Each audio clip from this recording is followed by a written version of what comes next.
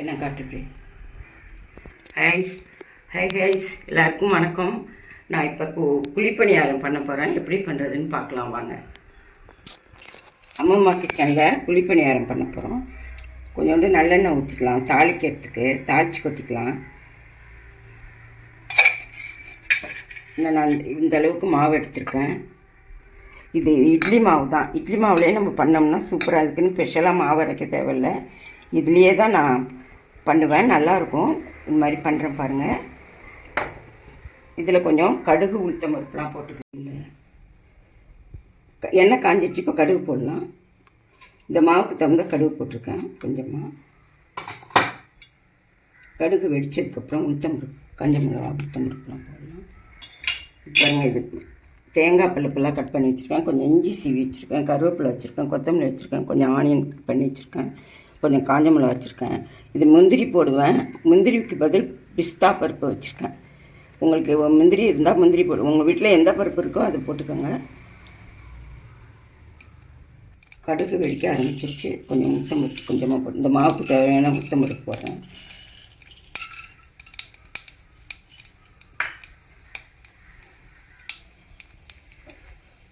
விதையெல்லாம் எடுத்துட்டு கட் பண்ணி வச்சுருக்க காஞ்ச மிளகா காரத்துக்காக விதையெல்லாம் எடுத்துட்டேன்.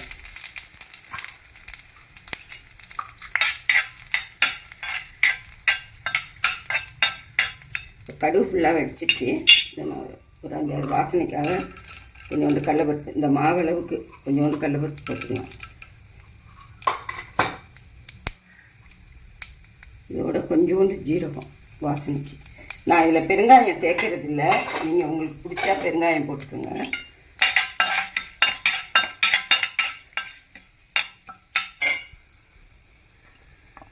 ஆனியன் போட்டுக்கலாம்.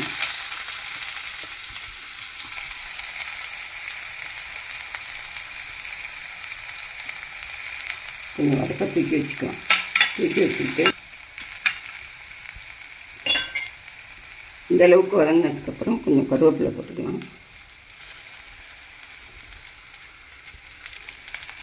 இப்போயே கொஞ்சம் இஞ்சியும் போட்டுக்கலாம். சீவின இஞ்சி, கொஞ்சமாக சீவின இஞ்சி போட்டுருக்கேன்.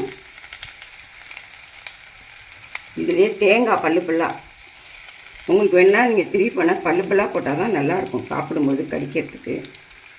அதை அப்படியே போட்டு எல்லாத்தையும் வதக்கிடலாம்.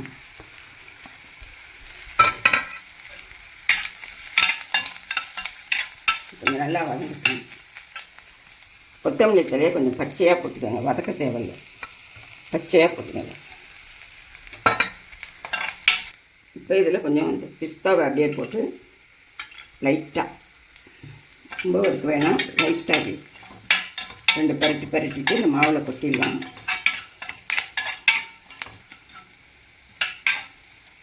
பாருங்கள், நல்லா வதங்கிடுச்சு. நம்ம நிறுத்திட்டு இதை மாவில் சேர்த்துடலாம்.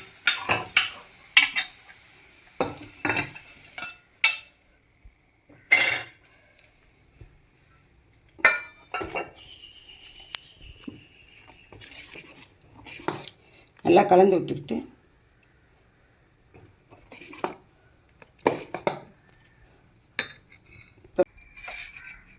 இப்போ இது பனியார சட்டி காஞ்சிக்கிட்டு இருக்கு. இதுவும் நல்லெண்ணெய் தான், நல்லெண்ணெயிலே நம்ம செஞ்சுக்கலாம், நல்லாயிருக்கும். கை நறுக்கு நல்லா காஞ்சிருக்கு. எண்ணெய் காஞ்சதுக்கப்புறம் தான், இந்த பனியார சட்டி காஞ்சதுக்கப்புறம் தான் எண்ணெய் ஊற்றிருக்கேன். இந்த மாதிரி காஞ்சது நல்லா புகை வருது பாருங்கள். இந்த ஸ்டேஜில் நம்ம அடுப்பை குறைச்சிட்டு ரொம்ப இதில் பனியாரம் ஊற்றணும்.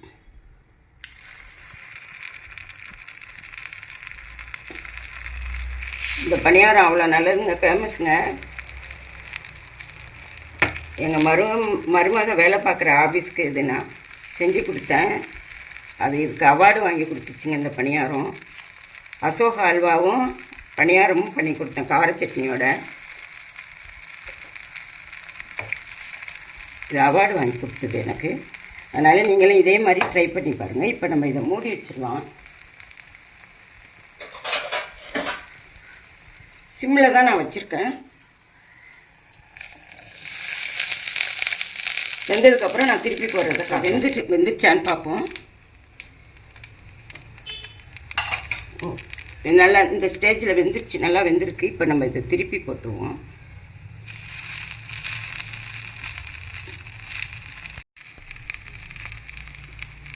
நம்ம இந்த ஸ்டேஜில் திருப்பிடலாம். இந்த பாருங்க, நான் சிம்மிலேயே தான் வச்சு எடுத்துருக்கேன், நீங்களும் சிம்மிலேயே வச்சுக்கோங்க.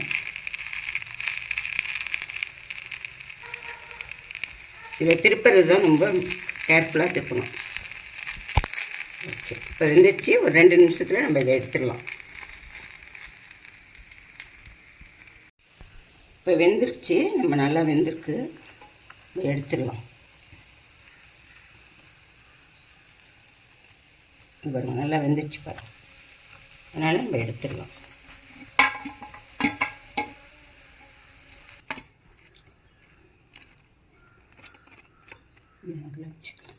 இப்போ வெந்துருச்சு. இப்போ திருப்பி இதை நான் இதில் ஊற்றணும். இதை நான் ஆஃபீஸ்க்கு தான் இப்போயும் ஊற்றுறேன். இதை செஞ்சிட்ருக்கேன், எங்கள் மருமக ஆஃபீஸ்க்கு தான்.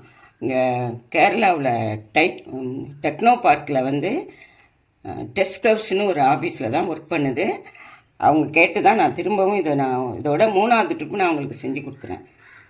எப்படி எவ்வளோ டேஸ்ட்டாக இருக்குன்னு பார்த்து சாப்பிட்டு பாருங்கள்.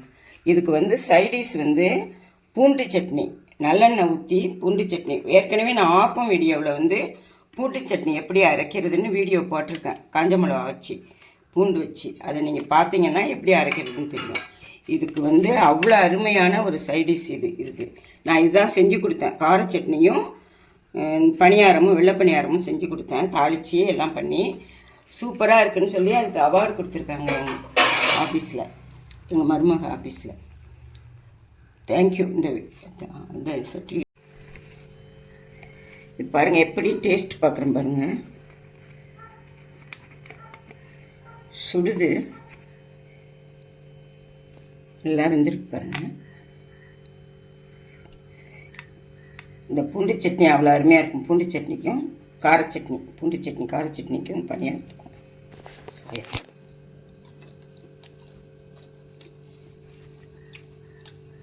இதே மாதிரி செஞ்சு டேஸ்ட் பண்ணி பார்த்து எனக்கு கமெண்ட் பண்ணுங்கள், ஷேர் பண்ணுங்கள், சப்ஸ்கிரைப் பண்ணுங்கள். வீடியோ கொஞ்சம் பாருங்கள். இந்த வீடியோ எனக்கு அவார்டு வாங்கி கொடுத்தது சர்டிஃபிகேட்டோடு உங்களுக்கு நான் காமிக்கிறேன். தேங்க்யூ.